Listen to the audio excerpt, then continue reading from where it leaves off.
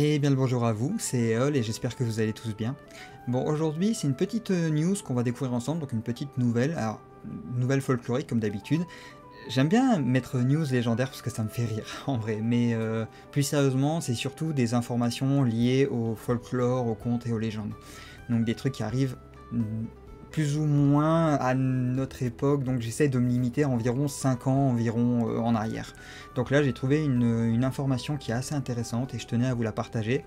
C'est celle d'un roi qui a été, disons, détrôné.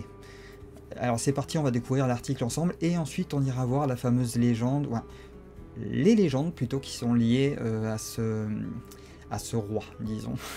Vous allez vite comprendre de quoi je veux parler. Alors, le roi de Brocéliande n'a pas résisté, un arbre légendaire abattu par la tempête Ciaran en Bretagne. Ciaran ou Ciaran ou Chiaran, je sais pas. Donc c'est un arbre qui s'est fait abattre, un des plus vieils arbres de la forêt, de ce que j'ai compris. Il faut savoir que les arbres ont souvent été au centre des mythes et légendes, surtout locaux. On a eu l'exemple par exemple de l'arbre spectre vu récemment dans une vidéo. Si vous voulez, par curiosité, le lien sera en commentaire. Mais pas que, il y a souvent des arbres qui sont liés notamment au passé druidique de nos ancêtres, disons. Et pas que aussi parce que les arbres, de par leur longévité, ont vu des événements que nous n'aurons jamais l'occasion de voir. Et j'extrapole un peu pour que vous compreniez à quel point la nature était mise un petit peu en avant dans pas mal de mythes et légendes, de contes et légendes. Et les arbres, du coup, ont toujours inspiré un peu cette espèce de sagesse, et on retrouve cette sagesse un peu dans le Seigneur des Anneaux, avec les Ents, notamment. Mais bon, je m'égare. Quoi qu'il en soit, découvrons la news, parce que c'est l'histoire d'un arbre qui avait une légende, ou plusieurs légendes autour, a priori, mais on n'en verra qu'une seule. Et c'est une légende qui a eu plusieurs dérivés, disons. Alors c'est parti, découvrons la news. 3 fois centenaire, 300 ans quand même, le hêtre de Pontus avait résisté à la tempête de 1999. Les forts vents drainés par Ciaran ont eu raison de lui. Le hêtre de Pontus avait survécu à la tempête de 1999. Ah, je suis hors sujet, mais c'est pas la peine de faire la répétition si c'est mis en premier dans le titre, mais bon bref. La tempête Ciaran qui traverse l'Europe depuis mercredi soir. Alors, c'est une news qui date de 2023, fin 2023 plus précisément. Qui a notamment frappé la Bretagne, l'a abattu dans la nuit du 1er au 2 novembre, l'un des arbres les plus emblématiques de la forêt de Paimpont. Alors, la forêt de Paimpont, on l'a vu dans une légende, dans une vidéo de département, notamment, je crois que c'était dans le Morbihan. Oui, c'est ça, c'est le Morbihan, la dernière partie, le Val sans retour.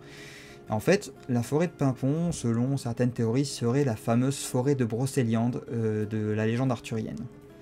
Donc plus connue sous le nom de forêt de Brocéliande en Ille-et-Vilaine, a été déracinée par les violentes rafales qui ont balayé le département.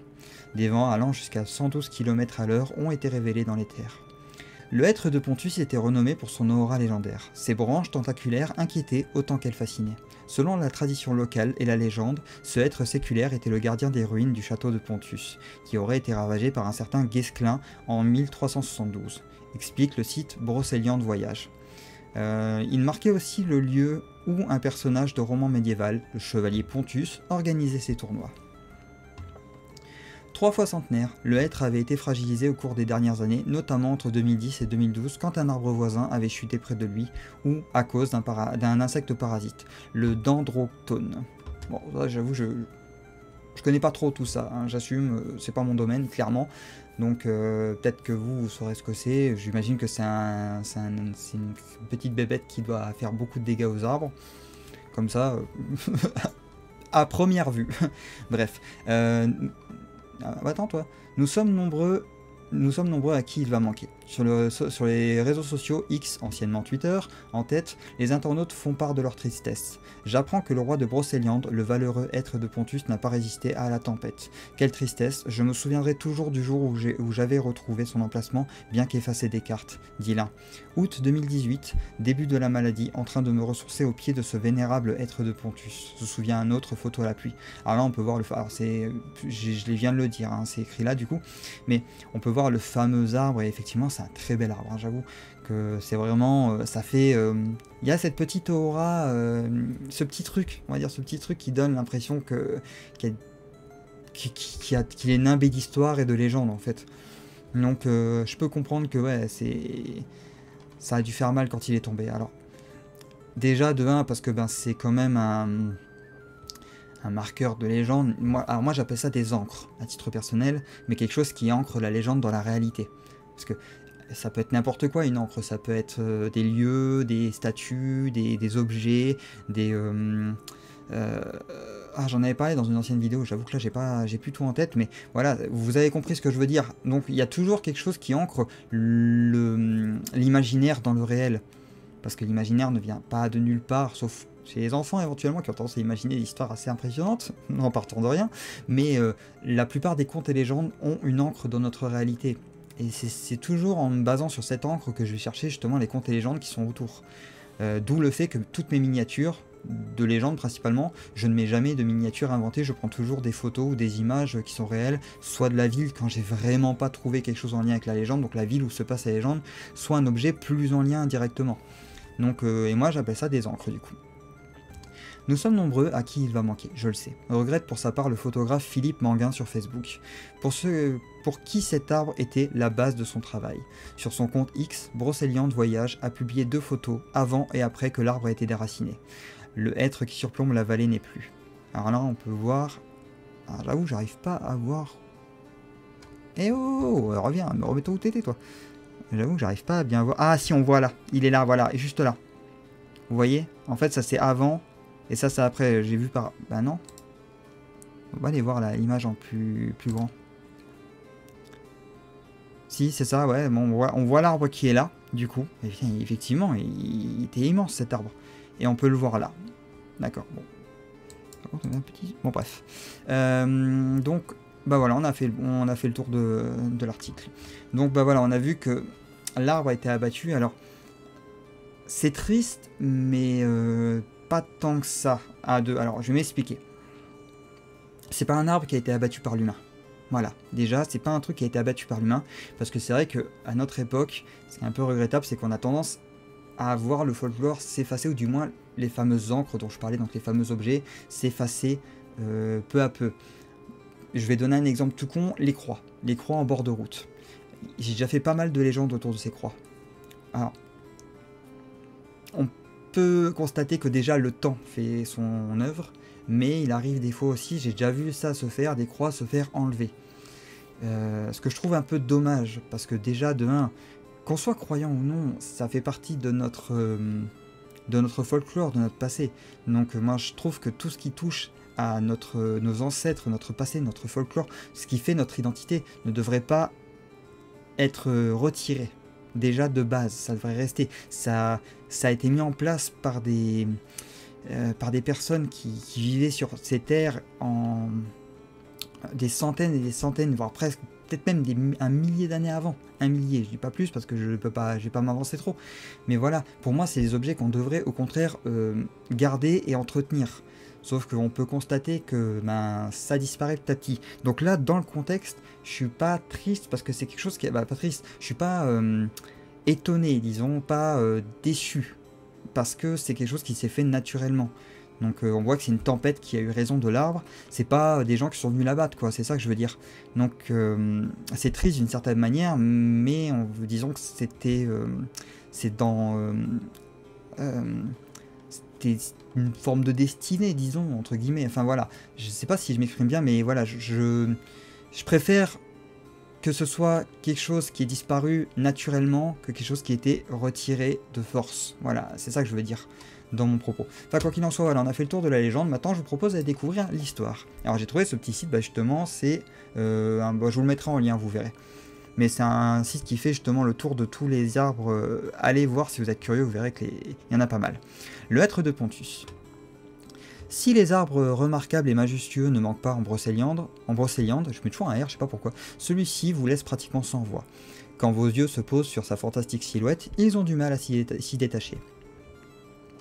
Votre esprit se perd immédiatement dans quelques récits d'héroïque fantasy, de contes médiévaux et autres histoires se déroulant à l'époque, de la chevalerie et de l'amour courtois. Ouh, c'est très très bien écrit, je trouve. Franchement, la tournure de phrase est parfaite. La Galice, pays natal de Pontus, était envahie par les Sarrasins. Exilé avec 13 de ses compagnons, ils s'échouèrent sur les terres de Petite-Bretagne, à savoir la Bretagne armoricaine. Recueillis par le roi Huguel de Vannes, ce dernier les forme à la chevalerie. Pontus se distingua très rapidement par ses performances exceptionnelles et fut repéré par la belle Sidoine, fille du roi Huguel. Ils vécurent un amour exemplaire, mais jaloux par sa promotion en tant que commandant en chef des armées, l'un de ses compagnons de Galice, Guénolé, met en doute la fidélité de Pontus envers Sidoine.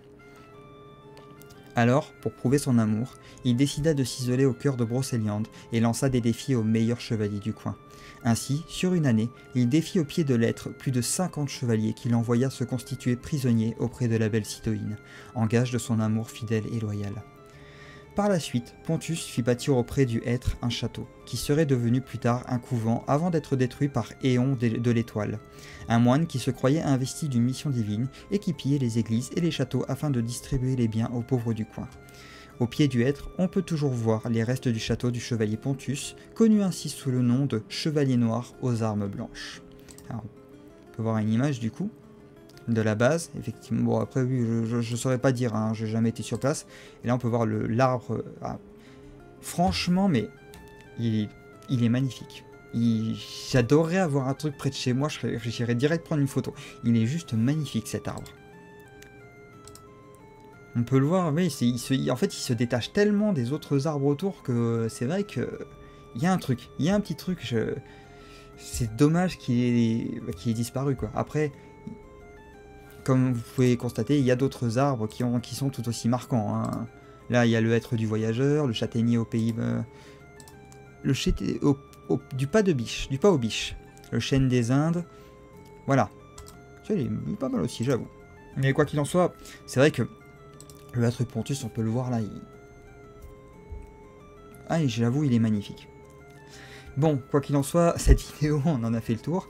Je suis sous le charme. Non, mais en vrai, on dirait que c'est un truc fait en image de synthèse, tellement ça ressort du reste du décor. Pourtant, je doute pas qu'il est vrai, l'arbre, loin de là. Mais il ressort tellement par rapport aux autres arbres, c'est vrai qu'on peut pas passer à côté et ne pas le remarquer, en fait.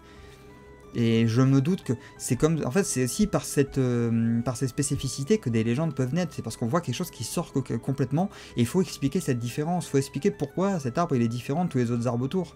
Et là, on va trouver des légendes en tout genre, des fées qui l'habitent. Parce que ça aussi, ça peut arriver aussi qu'on attribue ça à quelques créatures un peu fantastiques. Donc... franchement, il est beau l'arbre. Il est beau, il n'y a rien à redire. Je vais peut-être la prendre pour la miniature cette image, tiens.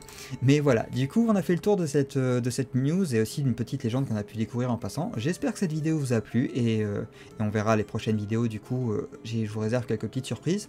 Quoi qu'il en soit, je vous souhaite de passer un bon dimanche. Et je vous retrouve dans les prochaines vidéos pour d'autres, soit news, soit légendes. Enfin, quoi qu'il en soit, ce sera toujours des contes, des légendes. Mais je vous retrouve au plus vite. Allez, sur ce, passez une bonne fin de journée, portez-vous bien et à très vite.